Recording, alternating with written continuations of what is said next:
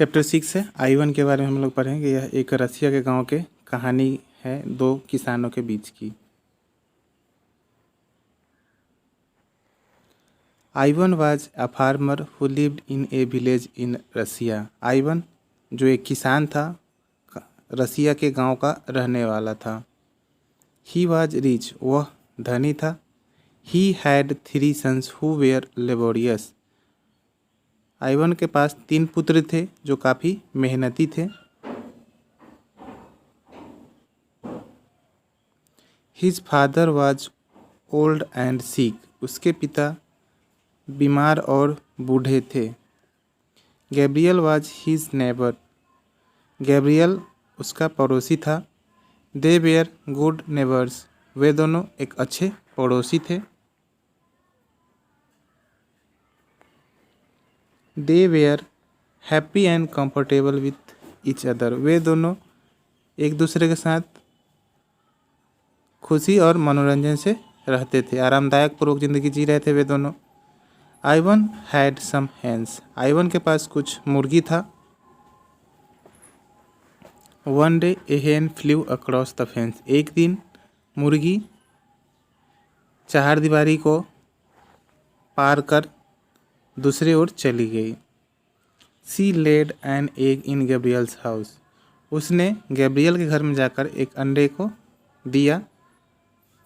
I1's daughter-in-law went to his house to inquire into the matter।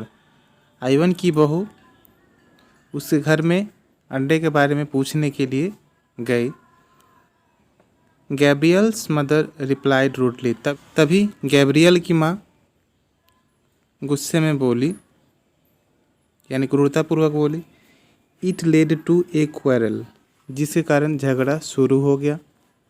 सुन जल्दी ही I1, Gabriel and their wives started quarrelling. जल्दी ही I1, Gabriel और उनकी पत्नियां सब मिल करके झगड़ा करने लगे।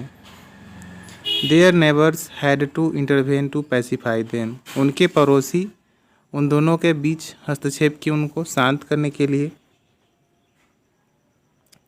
But their quarrel did not stop. लेकिन उन दोनों का झगड़ा समाप्त नहीं हुआ। I1 uprooted गैब्रियल्स beard. I1 ने गैब्रियल का दाढ़ी को खींचा। Gabriel went to court by bus. तभी गैब्रियल बस से कोर्ट चला गया। But I1 went there by train. लेकिन I1 कोर्ट में ट्रेन से पहुंचा। दे